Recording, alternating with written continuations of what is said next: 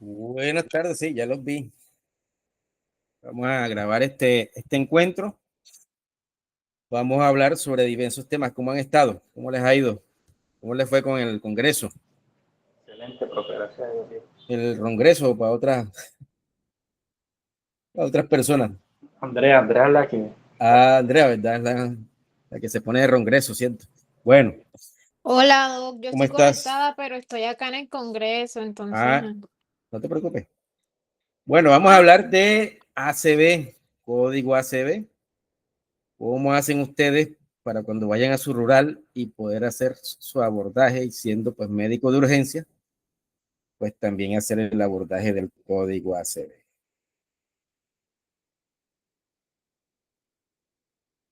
Ahí estoy compartiendo pantalla. Dice la presentación accidente cerebrovascular. ¿La pueden ver? Sí, doc. Ok, perfecto. Bueno, cualquier cosa, cualquier pregunta, pues me interrumpen y si está en mis manos responder, le responderé. Si no, también estudiaré con ustedes. El cerebro cumple funciones sensoriales, motoras y las funciones de integración, las más mínimas, las más detalladas, para diversas actividades mentales, ¿verdad? Hay procesos como la memoria, el lenguaje, la escritura, el raciocinio, la respuesta emocional que son propias de nuestro sistema nervioso. El tronco del encéfalo realiza funciones motoras y sensitivas reflejas que contienen los axones más largos de nuestro organismo, que es el córtico espinal y el retículo espinal. Todo pues para llevar la información y responder a esa información que viene del exterior o incluso del interior. El tronco del encéfalo pues es una estructura muy importante, pues se encuentran allí los núcleos que controlan de manera involuntaria la respiración y la circulación. Entonces, una embolia a este nivel representa un gran compromiso en todo lo que tiene que ver con el funcionamiento del encéfalo, ¿verdad? El cerebelo cumple funciones relacionadas principalmente con el equilibrio. Aquí tenemos una estructura importantísima que es el polígono de Willis, constituido por la carótida interna, la cerebral media y la basilar.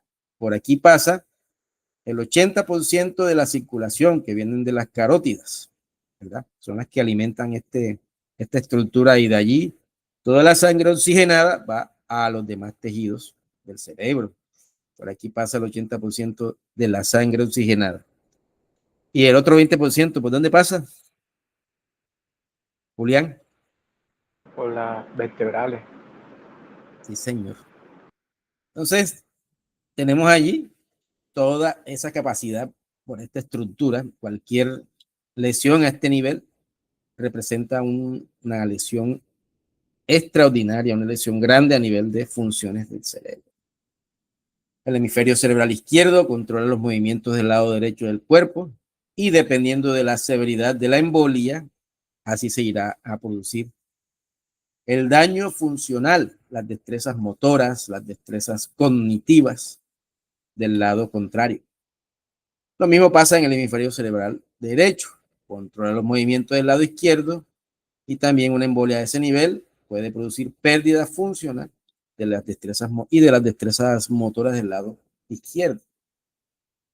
Bueno, sabemos que el cerebro pues, es el comandante, ¿no?, de todas nuestras funciones y definimos el ACV como una alteración de los vasos sanguíneos caracterizado por la oclusión debida a un émbolo o una hemorragia cerebral. Entonces se puede producir por una embolia de tipo, bueno, puede ser de cualquier tipo.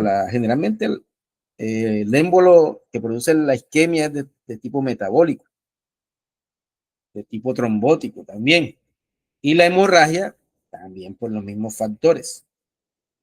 Está o estaba dentro de las primeras causas de muerte o de morbimortalidad en el mundo. Aquí en Colombia la primera era la violencia, la pulmonía, como dicen algunos. Y ya, bueno, las enfermedades cardiovasculares, cardiocerebrales, están siendo pues las que más están afectando a nuestra población. Causas: una trombosis, como ya lo habíamos dicho, debido a una placa de ateroma o de un trombo sanguíneo, el contenido sanguíneo. Una estenosis arterial, o sea, un estrechamiento de la luz. Las enfermedades hematológicas como la trombocitosis, la policitemia, la anemia intensa, son patologías que comprometen el número de elementos formes de la sangre, ¿cierto? Entre mayor número, pues la sangre se vuelve más densa y por tanto puede producir un flujo turbulento. Acuérdense que el flujo de la sangre es un flujo laminar. Cuando ya estábamos por allá por tercer semestre en fisiología. Otras causas, la cocaína, actualmente las drogas sintéticas, ¿no? El fentanil, produce inflamación del endotelio, se produce una arteritis que lo que hace es disminuir el lumen de la arteria y se puede producir una hemorragia o una isquemia. Enfermedades hereditarias, las miocardiopatías, el corazón en este caso se vuelve un saco productor de émbolo y ese émbolo puede viajar por cualquier arteria. Y les gusta mucho viajar para las arterias cerebrales, sobre todo la cerebral media, que es la que tiene más, la cerebral anterior, media y posterior. La media es la que tiene más territorio cubierto en el cerebro, ¿cierto? La hipertensión arterial, la causa más frecuente en nuestro medio. Particularmente, pues, ¿qué he encontrado yo en todos estos 20 y pico de años de actividad médica? Tanto en UCI como en cuidado intermedio, tanto en consulta médica como en consulta de programas de riesgo cardiovascular, tanto en hospitalización. Y es que en nuestro medio hay un gran problema, que los pacientes no se toman en medicamentos, no hacen ejercicio, se alimentan de manera inadecuada, el consumo excesivo de carbohidratos. Bueno, sabemos que aquí tradicionalmente en nuestra región el consumo de carbohidratos es por siempre jamás, desde tiempos antiguos. Pero hoy tenemos mayor información, hoy en día tenemos la posibilidad de educarnos, de hacer autocuidado y de promover el autocuidado en esos pacientes. ¿Cuál ha sido el problema hoy en día entre nuestra consulta, ¿verdad? Ese acto médico que es sagrado, que dejamos que en el acto médico se metiera una tercera persona? Entre el médico y el paciente se metiera una tercera persona o un tercer actor, que son las GPS. Nos impusieron hace la ley 100 de 1993, hace 40 años ya, 30, bueno. Nos impusieron la manera de nosotros atender a nuestros pacientes. Nos limitaron las ayudas diagnósticas que podíamos solicitar para nosotros confirmar ese diagnóstico. Antes la consulta eran 15 minutos. Por las peleas y por todas las reformas que ha habido y por todas las quejas y por todos los muertos que se ha llevado el sistema de salud, se puso a 20 minutos. Tienes derecho en una consulta a atender 3 pacientes hora. ¿Qué ha pasado hoy en día? Y a partir de esa misma ley 100 se ha perdido esa parte que nos hacía humanos, que nos hacía tener empatía con el paciente. Hemos perdido que aparte de lo físico, ¿sí? El problema médico, nos hemos olvidado de la psiquis, la salud mental. Nos hemos olvidado de todas esas dimensiones del ser humano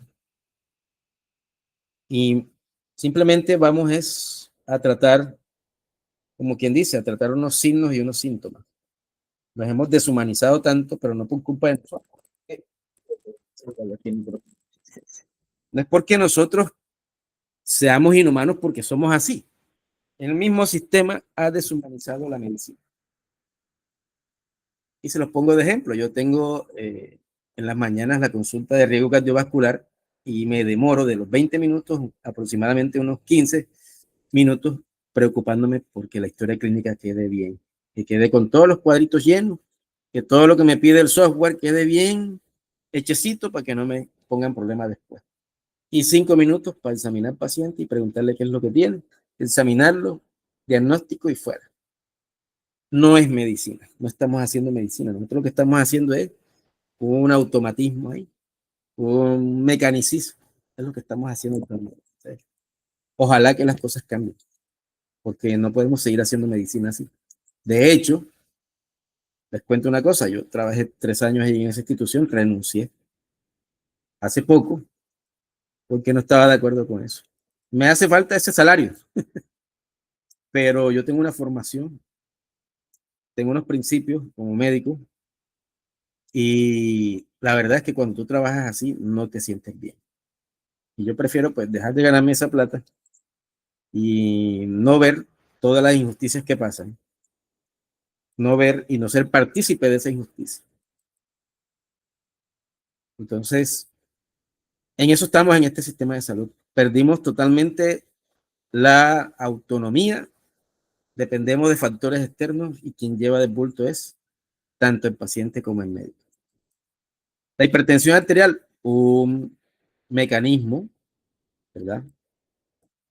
Que si no se controla, una patología que si no se controla adecuadamente, daña riñón principalmente y daña vasos sanguíneos. Uno con el tiempo va envejeciendo naturalmente, fisiológicamente hablando, pero con estas patologías como la hipertensión, la diabetes y la enfermedad renal, los vasos sanguíneos se vuelven más viejos y si se vuelven más viejos, prematuramente de lo que debieran o lo que deberían, perdón, obviamente que se van a presentar los problemas del endotelio, el mismo compromiso de las capas de cada uno de los vasos sanguíneos y vamos a tener problemas como la ruptura de la arteria, ¿cierto?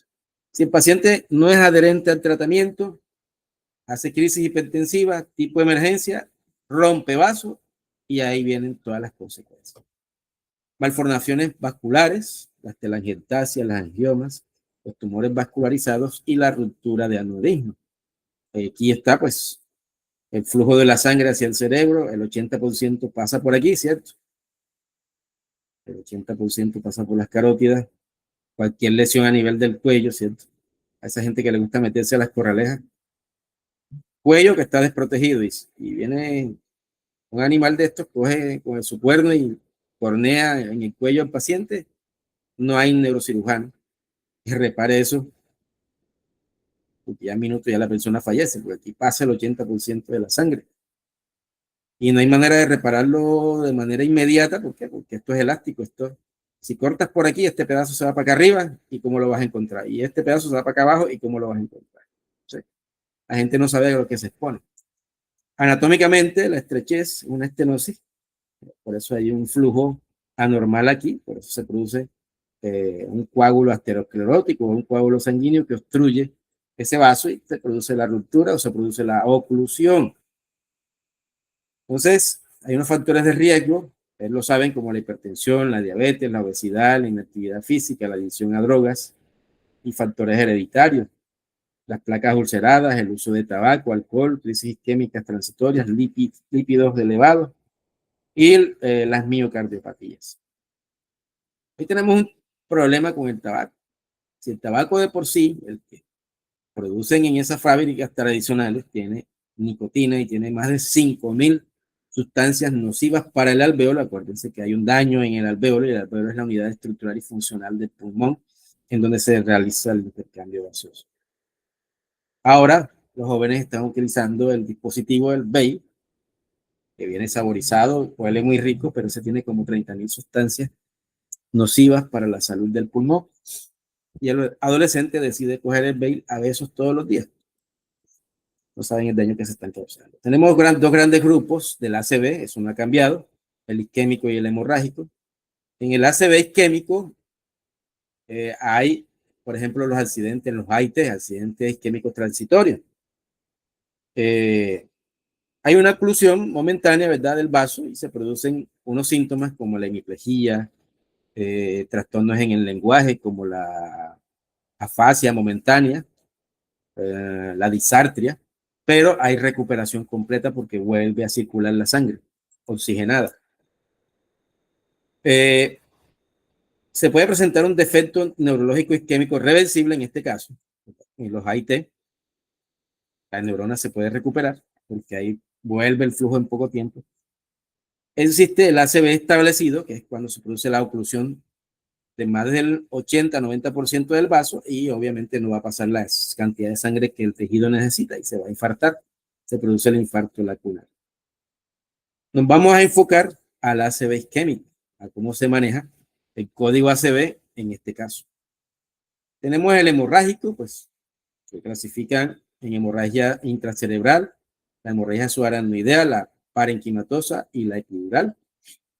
Ya tendremos la oportunidad de revisar por acá, por este lado en su momento. Por lo pronto, vamos a dedicarnos al ACV, al código ACV. Tenemos esos dos grandes grupos. Resulta que pues, el cerebro pesa 1300 gramos. Tenemos libra y media ahí, en nuestra cabeza. ¿Por qué no sentimos esa libra y media? Samuel Graciano. ¿Por qué no sentimos esa libra y media ahí que nos está pesando de ese cerebro que tenemos?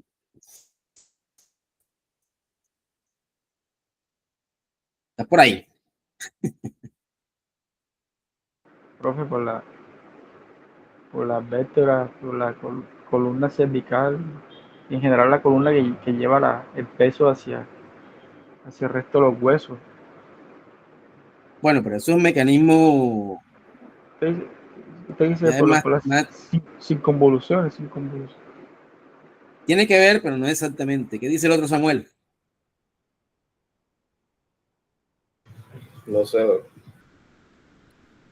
Bueno, tenemos el líquido cefalorraquídeo que está circulando. Acuérdense que eso es una almohadita que está alrededor del cerebro, ¿cierto? Producido por los plexos coroideos y que cuando tú recibes un golpe sirve de amortiguador.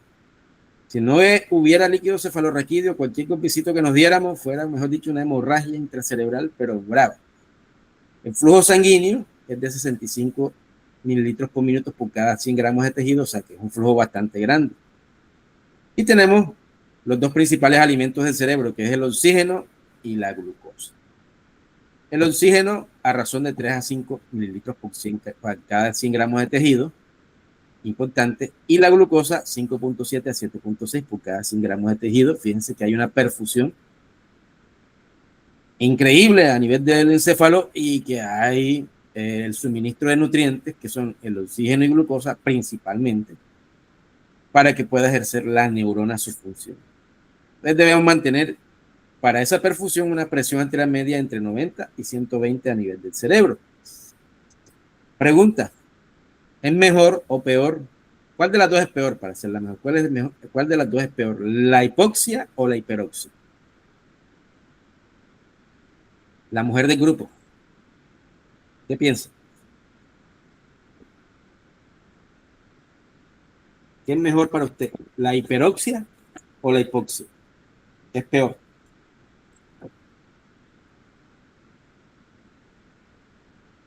¿Nada? ¿Qué dice Julián?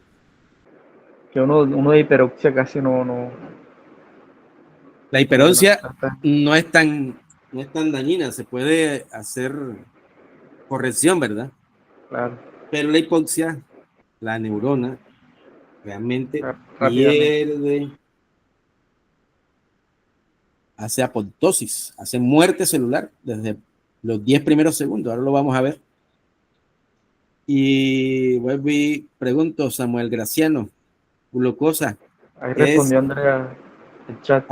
Está por el chat. Bueno, Andrea, listo. Es que no la puedo ver porque estoy en la presentación. Vale. Ok. Andrea no, que Andrea no puede hablar. Respondió hipoxia. Ok, bien, perfecto. Bueno, otra pregunta para los Samueles. Si quiera responder. ¿Qué será peor, la hipoglicemia o la hiperglicemia para el cerebro? ¿Y por qué?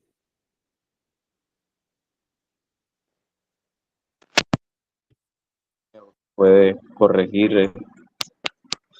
Bueno, la hiperglicemia se puede corregir o tendrá mecanismos para corregir, pero la hipoglicemia no. Y si tiene, muy bien, pues llegan las complicaciones. Perfecto. Muy bien. Contestó fue Samuel Graciano, ¿sí? Y el otro es Samuel Castro. ¿Samuel qué? Está en el semillero bien. Castro. Sí. Bueno, entonces tenemos Y es por esto el daño isquémico en el tiempo. A los 10 segundos, pérdida de la actividad eléctrica. A los 30 segundos, fallo de bomba sodio y potasio. Al minuto, niveles letales de ácido láctico. Y a los 5 minutos, daños irreversibles. Esto lo podemos extrapolar a cuando hay una parada cardíaca. Deja de llegar la sangre oxigenada al tejido cerebral. Acuérdense que la gráfica que les mostré ayer, que si tú haces bien el RCP, los 4 a 5 primeros minutos tienes una sobrevida de los pacientes de bueno, eso sumado a una buena técnica de soporte cardíaco avanzado, con uso de dispositivos y medicamentos, a los 10 minutos tendremos una supervivencia del 43%, casi la mitad de los pacientes. Eso es bastante en estadística. Y o mejor dicho, la explicación de eso es el daño isquémico en el tiempo, que se produce por la pérdida del flujo de oxígeno a las neuronas para que cubran su función. Las manifestaciones clínicas, bueno, todas esas que tienen que ver con dónde se produzca la lesión, si es una pérdida del control voluntario de los movimientos, se produce una parálisis, una reflexia, una hiporreflexia tendinosa. Hay deficiencia en la comunicación y es uno de los aspectos de pronto más preponderantes en el ACV. Los trastornos en el lenguaje como la disartria, la afasia, el habla incoherente, la apraxia. Los trastornos en la percepción, por ejemplo, la pérdida de la propiocepción visual, se puede presentar una hemianopsia homónima a nivel visual. Tenemos aquí el polígono de Willis, una estructura importante cuyo daño pues representa un gran daño a nivel de todo el encéfalo, ¿cierto? Otros signos y síntomas de la circulación anterior, por ejemplo, la ceguera monocular, de la arteria oftálmica, la cerebral anterior podemos presentar paresia brachiocrural, con déficit sensitivo contralateral, incontinencia, la cerebral media, que es la que más tiene territorio, una hemiplegia contralateral, brachiocrural también, una afasia, amianopsia, apraxia.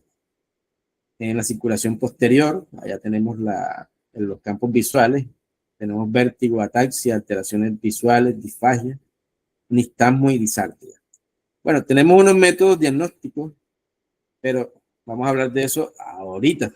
Aquí tenemos un corte de una tomografía cerebral, ¿verdad? ¿Cuáles son los pasos para revisar una tomografía? Bueno, hay 24 cortes, ¿cierto? Que ya los podemos ver en computador, ya no imprimen en el, ¿cómo que se llama eso? En la lámina de rayos X, sino que ya tú lo ves directamente en el computador. Entonces, pasos para ver una tomografía. Bueno, primero, que esté simétrica. Aquí podemos ver que, bueno, el paciente ya sabemos que el paciente lo estamos viendo de la cabeza hacia los pies, o sea, los pies están hacia nosotros, ¿cierto? Entonces, hay asimetría, porque esto tiene que estar recto, esto tiene que estar en el eje de la Y, bien rectecito. Aquí el paciente se movió, está un poquito inclinado. Una correcta diferenciación entre la tabla ósea, aquí el diploe, ¿cierto? Tenemos la tabla ósea externa, la tabla ósea interna, tenemos el diploe o diploe, como dicen algunos, y el parénquima cerebral está lineal, ¿cierto? No hay nada de lo blanco que entre para acá y nada de lo gris o oscuro que entre para allá. Todo está delimitado. Que haya buena diferenciación de las circunvoluciones. Aquí podemos ver las circunvoluciones bien diferenciadas, no hay, digamos, una alteración a nivel morfológico. Que haya una diferenciación entre sustancia blanca y la sustancia gris. Como podemos ver, no hay digámoslo así, un tinte abrupto de la sustancia gris que se meta hacia la blanca y de la blanca que se meta a la gris. Que haya una buena diferenciación de los ventrículos, tercer y cuarto ventrículo, están de buen tamaño. ¿Cierto? Y bueno, esos son los pasos para revisar una tomografía. Aquí tenemos, bueno, aplicamos el principio, está bien, ¿cómo que se llama? Bien tomada la placa. Aquí y allá hay una buena diferenciación. Esto aquí es un artefacto, una buena diferenciación. tenemos una sustancia gris y una sustancia blanca de este lado, pero aquí, en todo este territorio, se ve pura sustancia gris, ¿cierto? Se metió la sustancia gris aquí, entre comillas, porque en realidad es una isquemia, ¿cierto? Todo este lado está con una isquemia. Dejó de llegar allí el oxígeno y el tejido se murió. Entonces se ve negrito o gris bastante oscuro. Entonces es un compromiso del territorio temporo, parieto, occipital, derecho o izquierdo. Derecho. Derecho, porque el paciente viene de pies hacia nosotros. Entonces este es el lado derecho del paciente y este es el lado izquierdo. Muy bien, Julián. Aquí persiste la lesión, ¿verdad? Pero ya en un plano más superficial. La lesión todavía es más, se puede ver o pareciera que tuviera otra lesión por acá, pero bueno, se visualiza de este lado. Aquí, ¿qué podemos ver? Está simétrico, buena diferenciación entre el diploe, tabla ósea interna, y el parénquima cerebral, pero empezamos a encontrar, ¿verdad? Una lesión de tipo opaca, ¿cierto? Una lesión brillante, no es una lesión oscura, es una lesión. ¿Cuál es el término para tomografía? ¿Es radiolúcido o radiopaco? Bueno, radiolúcido, ¿cierto? Denso, Ay, perdón, hiperdensa, sí, señor. Es una lesión hiperdensa, una lesión brillante que puedes revisar dentro del parénquima cerebral, ¿cierto? Y corresponde a una hemorragia que si te vas a planos más profundos o a planos intermedios, porque el corte va hacia arriba, podemos ver ya un sangrado como tal, profuso, un sangrado grande aquí, con volcamiento a tercer y cuarto ventrículo, tanto del lado derecho como del lado izquierdo. Una hemorragia intraparenquimatosa severa, que al principio el neurocirujano no se le mete, porque si le mete una cuchilla ahí, lo que vas a hacer es sangrar más. Entonces espera que esa lesión se desinflame, se le controla la presión al paciente, seguramente necesitará de ventilación mecánica invasiva, porque es una lesión bastante severa. Entonces, se espera que esa lesión mejore el proceso inflamatorio, se encapsule un poco para ver qué se podría hacer. Y este tipo de lesión, a ver, Julián, ¿qué ves tú aquí? ¿Ves alguna lesión o no ves alguna lesión?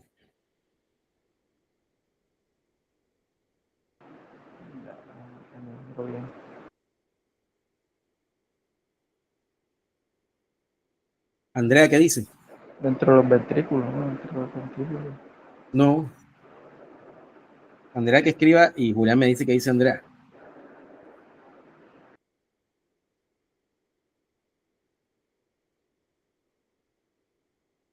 ¿Qué dijo Andrea? No la veo.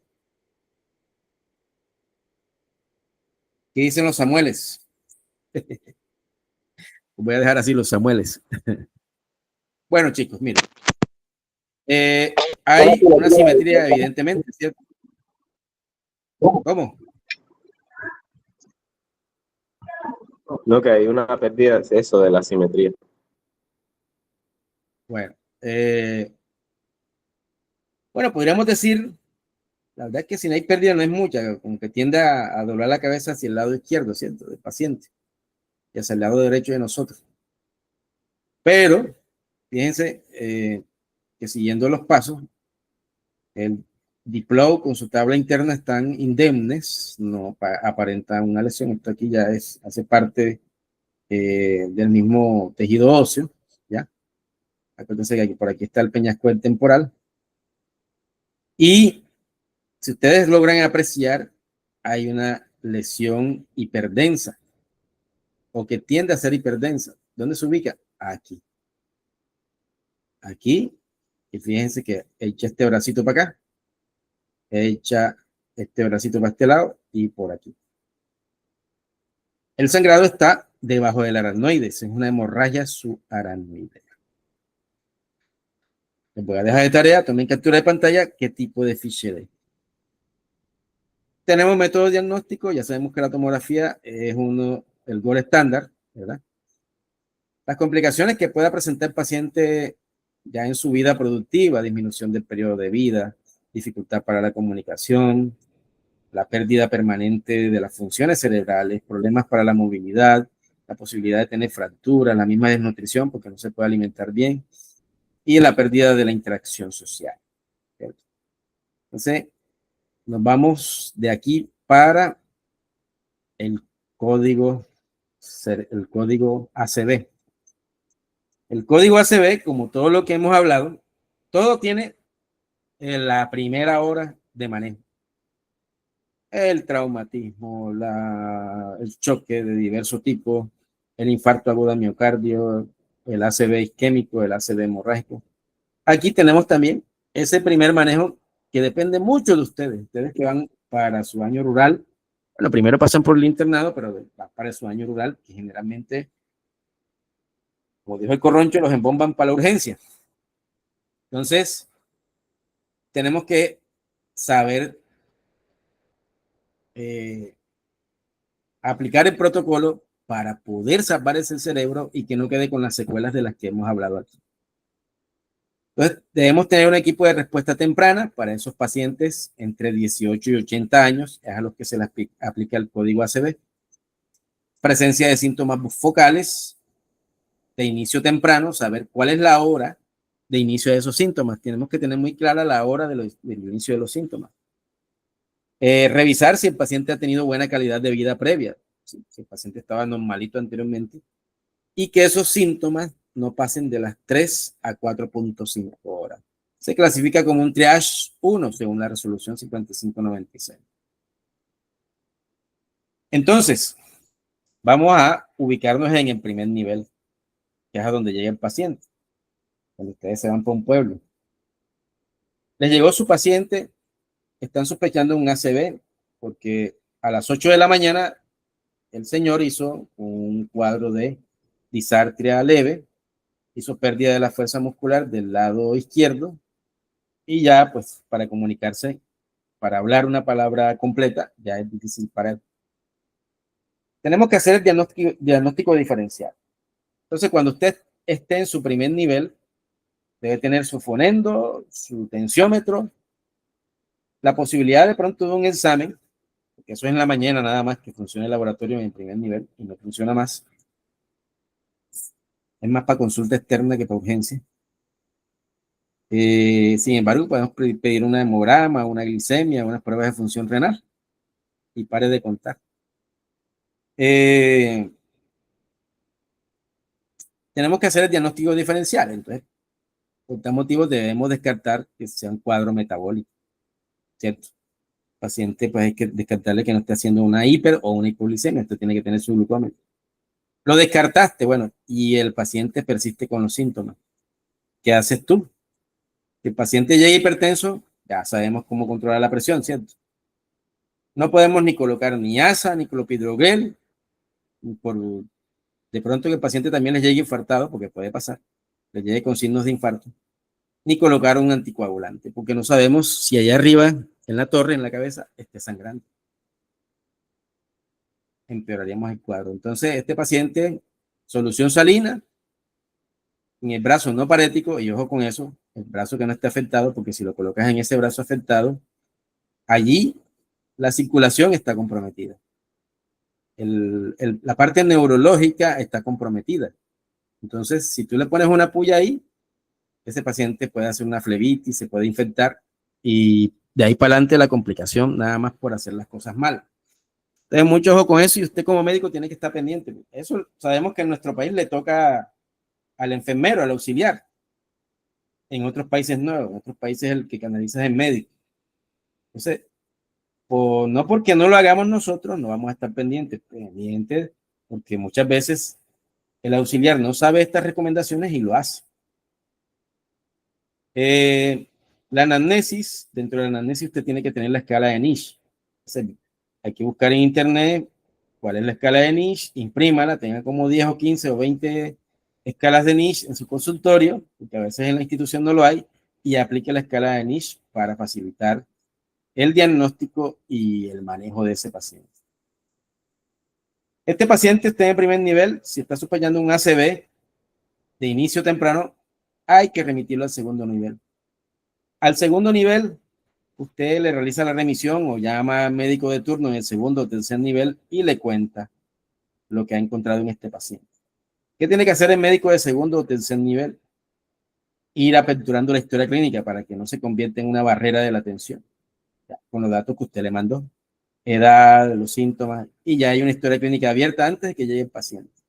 Llegó el paciente, digamos que usted esté haciendo su rural en Galeras y me mandó el paciente para Sincelejo, pero lo mandó al médico de turno en Sincelejo.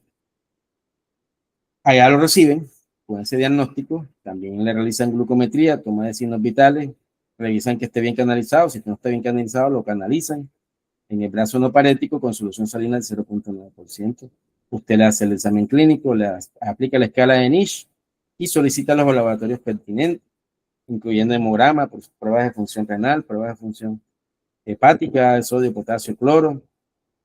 Y el gold estándar para hacer diagnóstico es una tomografía de cráneo simple. Sabemos que en el segundo nivel no lo hay, entonces buscar el tercer nivel para hacerle esa tomografía. ¿Qué pasa? De que si hay disponibilidad de tomografía a donde el paciente llega, ¿qué hace el médico? Bueno, ya lo recibió, ya ha tenido que prevenir al técnico de tomografía para que se la tome, ha tenido que prevenir al laboratorio para que le vaya a tomar las muestras. Usted aplica la escala de Niche y aplica la lista de chequeo para criterios de terapia trombolítica. Entonces, este es el tiempo correcto o el tiempo recomendado para salvar ese cerebro.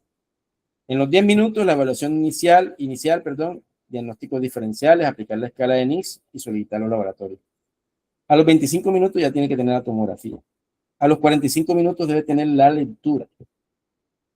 ¿Qué pasa? De que usted debe llamar al radiólogo, es el que las lee, y explicarle la situación, porque esto es un triage 1. Entonces el man debe, muy cordialmente, muy de colegas, mándale la lectura. Porque ya esto facilita la decisión. A los 60 minutos ya tiene que tener trombolítico, la alteplasa ya tiene que tenerla pasada. Entonces, en la urgencia, usted hace los diagnósticos diferenciales, evalúa y revisa bien los tiempos de los síntomas, que no pase de las 3 a 4.5 horas. Aplica escala de Niche, le hace la tomografía, le hace el electro, lo hace en los laboratorios y aplica lista de chequeo. En esa escala de Niche se evalúa de forma sistemática el examen neurológico, el compromiso, la comunicación con el personal involucrado, la localización posiblemente del vaso ocluido, definir la terapia avanzada con trombólisis y los médicos de urgencias deben estar entrenados.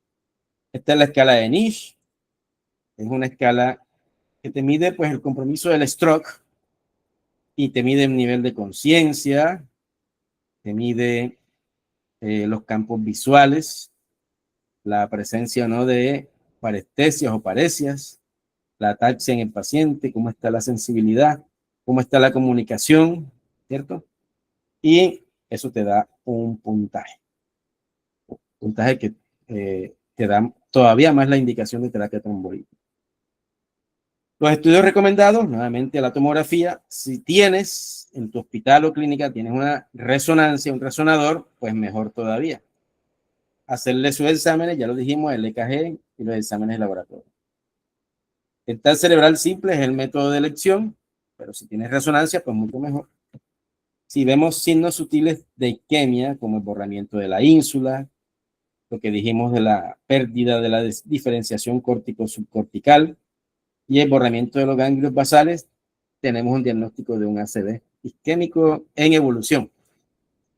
Y si tenemos signos de transformación hemorrágica como la aquí no es hipodensidad, hiperdensidad con defecto de masa, ahí pues estaremos hablando de una hemorragia, y si estamos hablando de hemorragia, hay contraindicación absoluta de la terapia trombolítica. Aquí tenemos los territorios vasculares de la arteria cerebral media, ¿cierto? Y tenemos los criterios de inclusión. Entonces, ¿a quién sí se le debe hacer terapia trombolítica? Que el paciente tenga un ACV isquémico agudo, que tenga entre 18 y 80 años, que no pase de las 4.5 horas el inicio de los síntomas.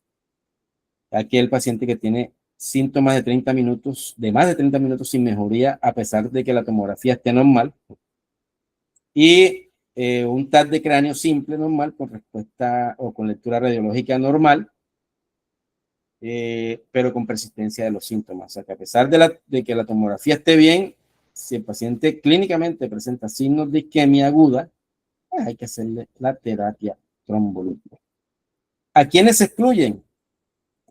A los que convulsionan, antecedentes de trauma craneoencefálico severo o cirugía mayor en los últimos 3 meses, el uso de anticoagulantes, la presencia de hemorragia o signos sutiles de hemorragia intracerebral, si no conoces cuándo inició los síntomas del paciente, ¿ya? Y aquellos síntomas que mejoren rápidamente antes de la media hora, hay que prestar atención. Niche mayor de 25, o sea, tiene que darte la escala menos de 25 para poder aplicar. Si es mayor de 25, hay mayor riesgo de complicaciones por el uso de la alteplasa, entonces mejor no se usa, se deja al paciente quietico con su tratamiento. Plaquetas menores a 100.000 por el sangrado, antecedentes de stroke previo, más diabetes, mayor riesgo, presión arterial en crisis, tipo de emergencia, no le podemos hacer trombólisis, glicemia mayor a 400 y menor a 50, no le puedes hacer terapia trombolítica, signos sugestivos de hemorragia, el uso de anticoagulantes, la sospecha de disensión aórtica. ¿Cómo utilizamos la alteplasa? Iniciamos una dosis de 0.9 miligramos por kilogramo, máximo 90 miligramos. Si el paciente pesa, por ejemplo, 90 kilos, 9 por 9, 80 miligramos le aplicas y el resto, los otros 0.92 miligramos se los aplica en bolo en 1 hora. Si no tenemos la alteplasa y tenemos la posibilidad de utilizar la streptokinasa, que ya cada vez están más desuso, pero la puedes encontrar en vez de la alteplasa, utilizas una ampolla de 1.500.000 unidades de streptokinasa más 250 cc de suero fisiológico, se le aplica al paciente en 1 hora. Ya, se le aplicas al paciente en 1 hora. En esa hora, pues tienes que monitorizarlo. Esto es un procedimiento que se hace monitorizar al paciente, o sea que hay que hacerlo. Si lo vas a hacer en REA, tienes que estar monitorizado. Y si lo vas a hacer, preferiblemente lo debes hacer en la UCI o en una unidad de cuadro intermedio. ¿Listo? ¿Preguntas, dudas? Laura. La presión arterial, Andrea. por ejemplo, si viene con hipertensión el paciente. Tienes que mejorar la presión primero. Mejorar la presión. En este caso tienes por ejemplo, un arsenal como es el labetalol que te va a mejorar. Seguramente es muy efectivo la presión en la primera hora, para que no te gastes las 3 horas y media o las 4 horas y media que se necesitan para aplicar terapia trombolítica, porque después de ese tiempo ya no pega. Después de ese tiempo ya el ACV se cumplió, hay que lo establecido y listo. Entonces, debe mejorar las presiones. ¿A qué nivel debe llegar la presión arterial? A una tensión arterial entre 90 y 120. No se la puedes bajar tanto tampoco, porque es un factor protector. Entonces, hay que mejorar las presiones. Si tienes emergencia hipertensiva, hay que mejorar las presiones, porque puede romper vasos si le haces la trombólisis con presión alta. ¿Y otra pregunta? Bueno, entonces tenemos las diluciones principales. Estas son las diluciones, pero me hace falta aquí. Me hace falta otra cosita por aquí. La dilución, catéter, cálculo de droga. Esta es la que vamos a revisar. Cálculo de dosis. Ya se va. Bueno, en las UCI, ustedes van a encontrar, en las de aquí, por ejemplo, van a encontrar unos parámetros de dilución de medicamentos. Aquí, por ejemplo, tenemos cómo se deben diluir los medicamentos. Voy a dejar esto por aquí. en la UCI, cuando utilizamos, por ejemplo,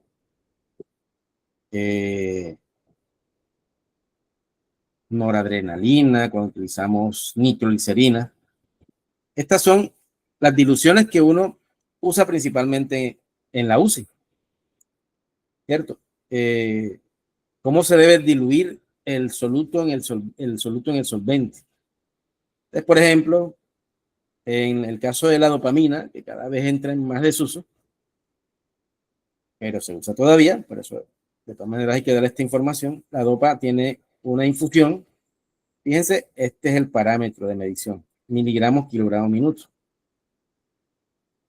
Este es el microgramo, kilogramo, minuto, perdón. Este es el parámetro de medición de una infusión utilizada en nuestro medio. O cc hora. Ya. Centímetros cúbicos hora. ¿Qué pasa? Que nosotros los médicos tenemos que saber a cómo estoy pasando la dopamina, porque hay una dosis mínima, ¿verdad? Es lo mínimo que debo pasarle al paciente para que haga efecto, y la dosis máxima que no me debo pasar de ahí para que no lo intoxique. Y la dosis mínima no ser menos tampoco, porque no estoy haciendo nada. Una dosis subterapéutica. El médico tiene que saber a cómo está administrando el medicamento. ¿Qué tiene que saber el médico? En este parámetro, en microgramos, kilogramos, minuto, o en cc hora. ¿Qué tiene que saber el auxiliar o el enfermero jefe? A cómo se está pasando en cc hora, porque él es el que prepara la infusión y él es el que debe saber en cc hora cómo la está pasando. Nosotros tenemos que saber las dos. Entonces, esta es la dosis. Una dosis dopa, otra beta. Generalmente nosotros utilizamos la dosis dopa. Y es compatible en solución salina al 0.9% o dextrosa al 5%. La ampolla viene de 200 miligramos en 5 mililitros. Siempre pasarla por vía central y máxima la dilución que haya preparado el auxiliar hasta 24 horas. Tenemos la nitroglicerina, por ejemplo. ¿Cuál es la solución más compatible? ¿La dextrosa o la solución salina? Y esto son las situaciones que hay que tener en cuenta para que no se dañe esa infusión. Y la nitroglicerina viene ya preparada en dosis de soluto de 50 miligramos en 250 cc. El nitroprusiato lo mismo. Y generalmente todas estas infusiones son las que utilizamos en la UCI. Aquí está cómo se hace la infusión, ¿verdad? Pero yo les voy a decir cómo se calcula. Esto Andrea me dio por ahí. Andrea, se lo voy a pasar de una vez al correo a Andrea, ahora que termine aquí. Pero bueno, yo cómo hago el cálculo, de una infusión. Para saber a cómo está pasando, ¿cierto? Para saber a cómo la estoy infundiendo. Entonces me voy al cálculo de drogas y hago las conversiones. Fíjense que aquí lo tengo en mililitro hora. Eso es un parámetro. Y aquí lo tengo en microgramo, kilogramo, minuto. Ese es el parámetro que estamos obligados a saber los médicos. Resulta que la dopamina, la infusión para poder usarla es de 400 miligramos, o sea, 2 ampollas, en 250 cc de suero glucosado al 5% o de dextrosa al 5%. Y necesito saber o darle la orden al enfermero para pasarlo a una infusión de 10 cc. Recuerden que la dosis es de 1 a 4 miligramos kilogramos minuto. ¿Ya? ¿Qué necesitamos saber? A cuánto cc se va a pasar y cuánto pesa el paciente. Entonces, lo primero que vamos a hacer para calcular o para pasar de microgramo, kilogramo, minuto a cc hora es calcular el factor de dilución. Pero antes de calcular el factor de dilución, yo tengo que saber cuántos microgramos hay en el soluto. El soluto son 400 miligramos. Yo lo convierto a microgramos. Pero ¿cuántos microgramos hay en un miligramo? Hay 1000. Entonces sería multiplicar 400 por 1000, ¿cierto? 400 miligramos de dopamina por 1000, que vale cada microgramo, y tenemos 400.000 microgramos de dopamina. Ya tenemos el primer parámetro convertido aquí. Ahora calculo el factor de dilución. ¿Cómo calculo el factor de dilución? Divido el soluto, que son los 400.000 microgramos de dopamina, sobre el solvente, que son los 250 cc de suero glucosado. Divido 400.000 entre 250, eso me da 1.600. Divido después ese factor de dilución, ya tenemos 1.600 microgramos por mililitros, ¿cierto? Entre el peso del paciente. Entonces, 1.600 entre 75 me da 21.3 microgramos, mililitros por kilogramo. Fíjense que ya aquí me estoy pareciendo a esto de acá arriba. Ya tengo microgramos y tengo kilogramos, ¿cierto? Me falta en minutos. El parámetro de minuto. Ese resultado lo divido entre el tiempo. 1 hora es igual a 60 minutos. Entonces divido 21.3 entre lo que equivale a 1 hora, que son 60 minutos. Porque yo realmente necesito eso en minutos. 60 minutos divido 21.3 entre 60 me da 0.355. Microgramos, mililitros, kilogramos, minutos. Yo les pregunto algo. ¿Esto se parece a esto? ¿Eso que está sombreado se parece a esto que estoy señalando acá? ¿Qué me dice Andrea? ¿Qué me dice Julián? Faltaría el ml, ¿no? Exacto, se parece bastante, pero ahí que sobra es el ml. Acuérdese por allá en primaria, en quinto de primaria, cuando les enseñaban los factores, ¿cierto? Ese mililitro que está aquí dividiendo pasa acá a multiplicar. Sería 1 mililitro es igual a 0.355 microgramos, kilogramo, minuto. Ya ahí sí tenemos esta conversión. Pero ¿qué pasa? Que a mí no me sirve tener el reporte en 1 mililitro, sino en 10. Entonces, si 1 mililitro es igual a 0.355, 10 mililitros, ¿cuánto será? Entonces multiplicamos 10 por 0.355, eso me da 3.55 microgramos, kilogramo, minuto, y si lo redondeo me da 3.6. ¿Por qué 10, profe? Porque eso es lo que me está pidiendo el Ya. multiplico. Sí. Como aquí 1 corresponde a esto, los 10 corresponde a 10 por 0.355. Sí. Vale. Y les hago una pregunta. ¿Cuál es la dosis de la dopamina? De 1 a 5. A 4 o 5 microgramos, kilogramos. Eso fíjense que aquí tenemos la conversión. 10 mililitros que está pasando el enfermero corresponde a 3.6 microgramos, kilogramos, minuto, que es una dosis que está dentro de los límites y que eso es lo que debemos saber nosotros los médicos si estamos pasando el medicamento correctamente, si no nos estamos pasando de piña o si estamos quedando cortos, ¿sí me entienden? Entonces por eso debemos saberlo. Ahora, si yo quiero saber la forma inversa, o sea, convertir estos 3.6 a mililitros, hago lo contrario, ¿ya? Esos microgramos, kilogramos que saqué de aquí los multiplico por el peso del paciente por el tiempo sobre el factor de dilución y eso te da 10 mililitros. ¿Entendido? Sí, pero, profe, ¿y por qué en la máquina cuando uno la ve, por ejemplo, está el nitrocruciato, por ejemplo, en microgramos, kilogramos, minutos, pero ¿por qué me lo muestra en 10 ml, por ejemplo? Porque esa es la dosis que le conviene al enfermero mostrar. La máquina tiene la posibilidad de hacer la conversión de manera automática. Eso nada más es un botoncito. Ya. Lo que yo quiero o percibo como objetivo de esto es que usted sepa a cómo está pasando el medicamento, porque si usted trabaja en la UCI, lo digo porque la mayoría de ustedes cuando salen trabajan en UCI o en cuidado intermedio. Es un producto muy apetecido en esos servicios. ¿Ya? Usted tiene que saber a cómo está pasando el medicamento, el nitrocruciato, la nitroglicerina, la dobutamina, la dopamina, porque es que los enfermeros se equivocan. ¿Ya?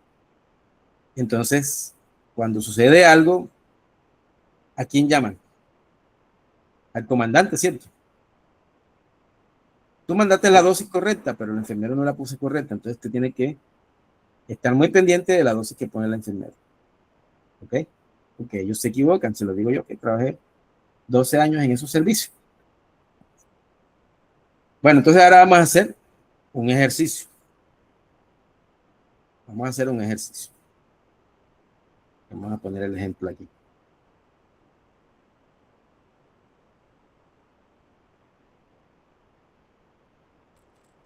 Paciente con emergencia hipertensiva.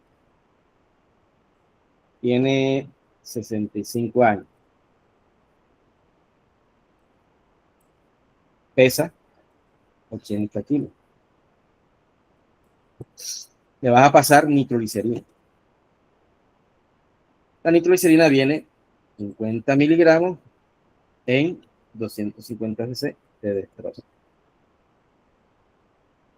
La vas a pasar a 5 cc hora. Le vas a decir eso al auxiliar. Entonces, ¿a cuántos microgramos, kilogramos, minuto es esa dosis? Entonces, aquí tienes todos los datos que necesitas. Necesitamos saber si está dentro del rango. Acuérdense que la nitroglicerina, ya lo dijimos en la clase anterior, el rango, el límite superior e inferior de la dosis para pasarla en bomba de infusión es de 0.05 a 0.5 microgramos por kilogramo. Listo, hagan el ejercicio. 5 minutos para hacerlo. Les pongo aquí, vamos a ponérselo en pantalla dividida. Les pongo aquí la conversión. Cómo han sido las conversiones en el otro ejercicio. Obviamente en este caso van a trabajar con nitro.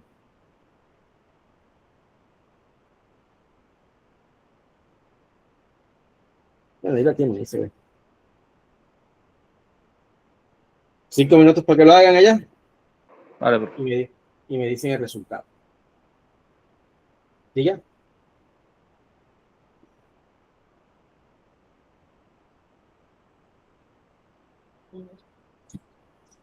Está rica, ¿no? Un poquito.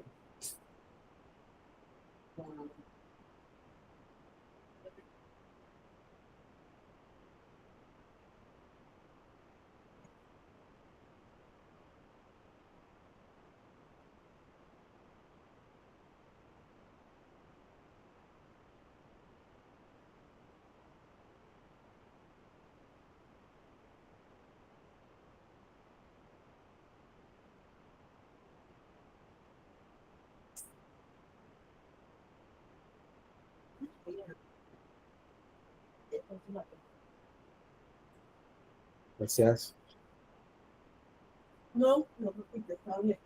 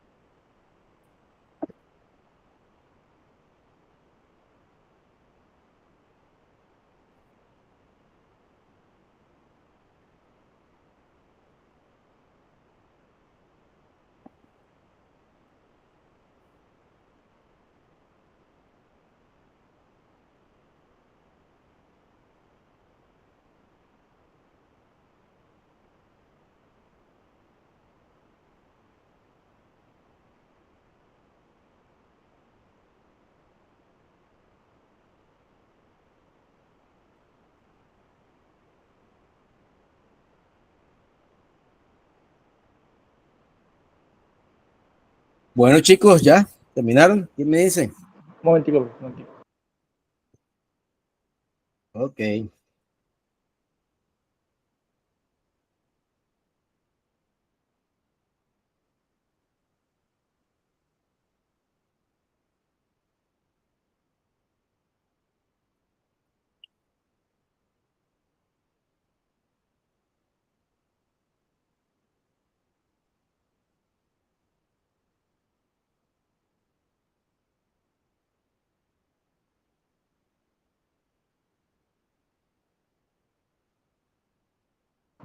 Creo que ya, profe, 16, está 16 microgramos. 16 microgramos. Uy, estamos matando No, entonces. espera, no. Mira para ver. Como dijo el otro, mira para ver. O sea, pero Recuerda totales, que no a un 5 kilogramo. de hora.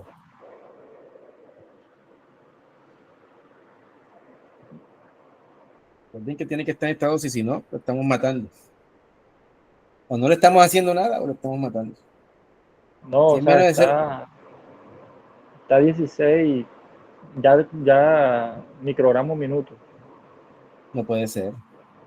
Mira, porque está la dosis, 0.05 a 0.5. Si le pones 16, lo estás matando. Lo estás intoxicando. Revisa bien eso.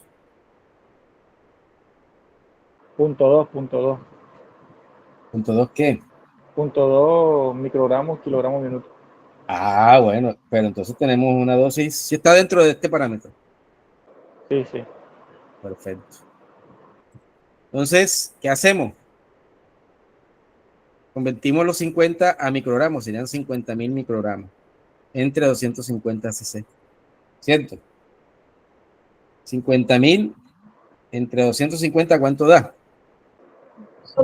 Da 1000. Da 200. Sí, señor. 200. Da 200. Ese es el factor de dilución. Ese 200. Perdón, en silencio. Graciano, Gracias, no, silencio. tienes Apaga ahí, que tienes ahí el tienes televisor a todo retorno, volumen. tienes retorno. Sí, señor. Bueno, 200 entre lo que pesa el paciente. ¿Cuánto da? 200 entre 80, ¿cuánto es?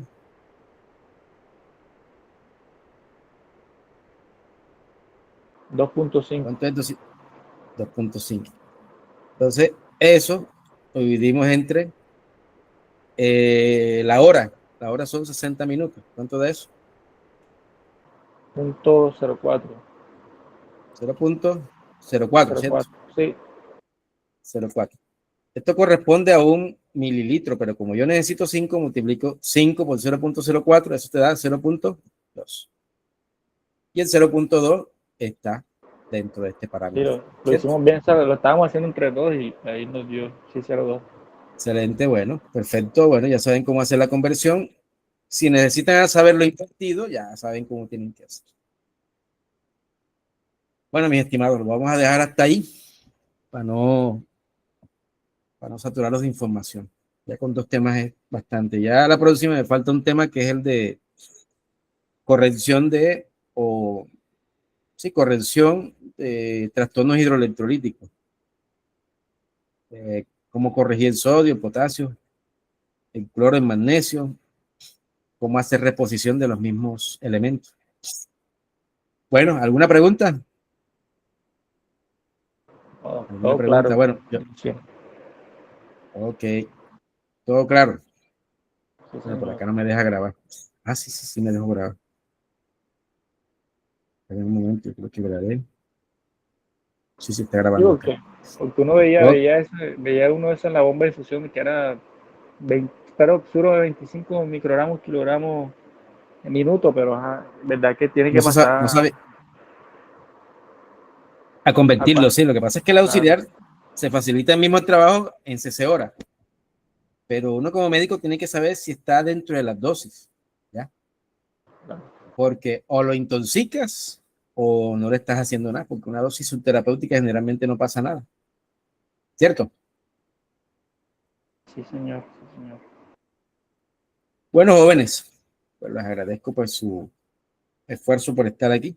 Dejamos a Laura, ¿cómo es? A Andrea, perdón. Andrea que vaya para su congreso. Creo que tienen una actividad en la tarde, ¿no? Los dejo para que almuercen tranquilos. Vale, doctor, muchas gracias. En el grupo nos estamos comunicando para la práctica de código azul. Entonces, vale, sí, señor. ustedes me dicen qué día pueden. Yo puedo en las mañanas. Si tienen algún espacio en las mañanas, me avisan. Ahora que cambiemos de De rotación, y rotación. En las dependiendo tardes puedo martes, miércoles y jueves. vale, Ya lo nosotros saben. le escribimos y cuadramos con usted. Listo, pues. Bueno, pues feliz fin de semana, que esté muy bien. Cuídense. Chao, gracias.